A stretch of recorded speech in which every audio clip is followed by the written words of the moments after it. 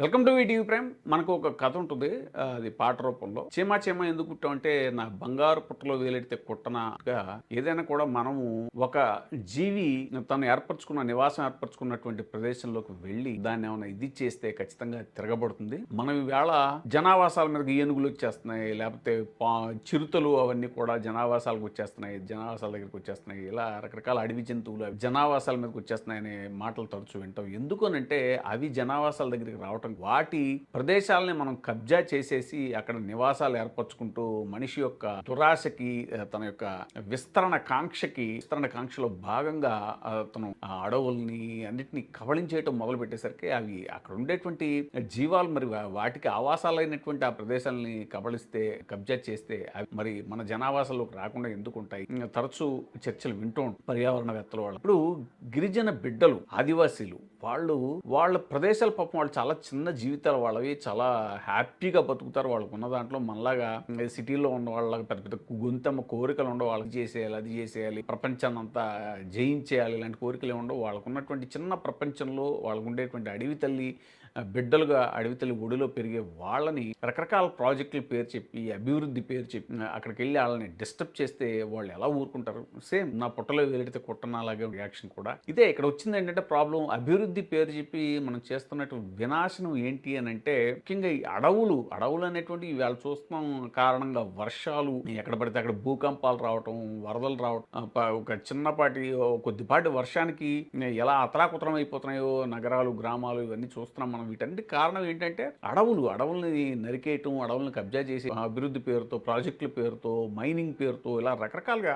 మనం వాళ్ళని డిస్టర్బ్ చేసేస్తున్నాం. వాళ్ళని డిస్టర్బ్ చేయడమే కాదు, ఇండైరెక్ట్ గా మనం డిస్టర్బ్ చేసుకుంటున్నాం. ప్రకృతి వైపరీత్యాలని కూడా వాటి వల్ల సంభవిస్తున్నవే. పర్యావరణవేత్తలు గగ్గోలు పెడుతుంది దీనికోసం. ఇక ఆదివాసీ ఉద్యమాలు చాలా ప్రత్యేకతని సంతరించుకున్నవి. అలనాటి బ్రిటిషర్స్ కాలం నుంచి జరుగుతున్నవి అవి. అల్లూరి సీతారామరాజు గారి ఉద్యమం మనం చూసాము. ఇంకా కన్నెగంటి హనుమంతు పొల్లరి ఉద్యమం అని ఇలా ముఖ్యంగా కొమరం భీం, ఇక్కడ తెలంగాణ ప్రాంతంలో జల్ జంగల్ జమీన్ పోరాటాలు కానీ, ఇలా ఈ కాంట్రాక్టర్లు, మైనింగ్ కంపెనీలు, ఈ పోలీసుల దోపిడీలు, వీటికి వ్యతిరేకంగా జరిగినటువంటి ఉద్యమాలు.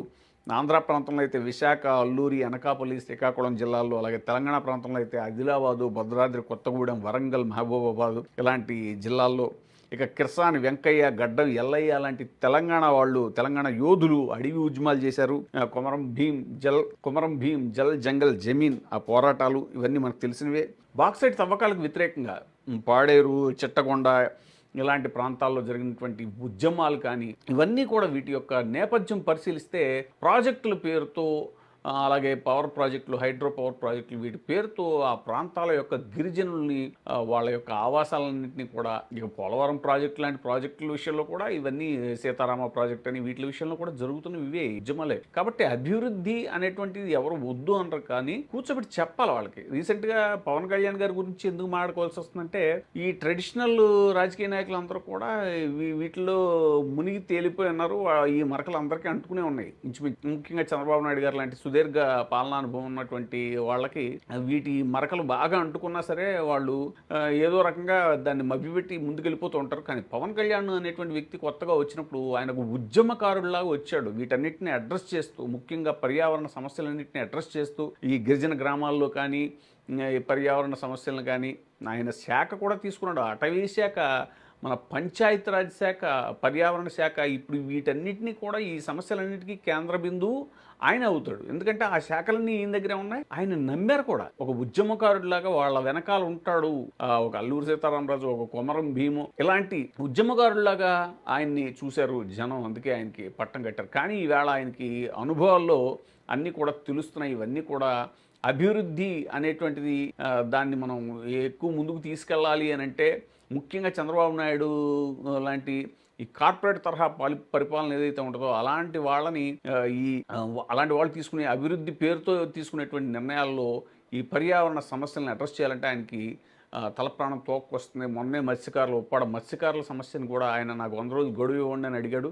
అది 100 రోజులు అవుతుందో లేదో, అసలు దానికి ఒక రోడ్డు మ్యాప్ ఇప్పటిదాకా ఏం మాట్లాడింది ఏమీ లేదు. అయితే ఇప్పుడు ఈ సమస్యలు తాజాగా ఏంటంటే, మళ్ళీ అల్లూరు జిల్లాలో అదానీ హైడ్రో పవర్ ప్రాజెక్ట్కి వ్యతిరేకంగా మళ్ళీ నినాదాలు, ఉద్యమాలు ఊపందుకున్నాయి. వాళ్ళు ఏమంటున్నారంటే జీవో నెంబర్ 51ని తక్షణమే రద్దు చేయాలని డిమాండ్ చేస్తున్నారు. భవిష్యత్ కార్యాచరణ మీద గిరిజన సంఘాలన్నీ కూడా ప్రత్యేకంగా సమావేశం అయ్యాయి. వాళ్ళు ఏమంటారంటే అభివృద్ధి పేరుతో భూముల్ని కార్పొరేట్ కంపెనీలకు అప్పగిస్తే చూస్తూ ఊరుకోము అంటున్నారు.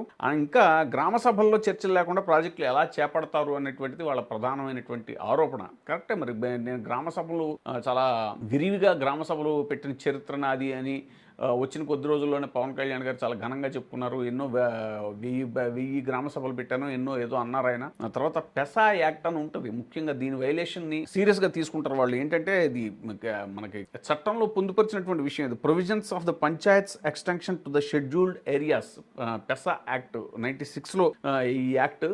దీని ప్రకారం ఏంటంటే గిరిజన గ్రామాలకి సెల్ఫ్ గవర్నెన్స్ ఉంటుంది. గ్రామ సభలకి ప్రత్యేకమైన అధికారాలు కట్టబెట్టినటువంటి చట్టం ఇది. మరి వీటన్నిటిని ఉల్లంఘించి మరి ఈ సమస్యని ఎలా ముందుకు తీసుకెళ్ళడం అనేటువంటిది ఏంటి అని వాళ్ళంతా గిరిజన బిడ్డలు, అడవి తల్లి బిడ్డలు అందరూ కూడా పెద్ద ఎత్తున ఉద్యమం చేయాలి. ముఖ్యంగా పవన్ కళ్యాణ్ గారు ఈ సమస్యను అడ్రస్ చేయాలని చెప్తున్నారు వాళ్ళు. పవన్ కళ్యాణ్ స్పందిస్తారు, వేచి చూడాలి.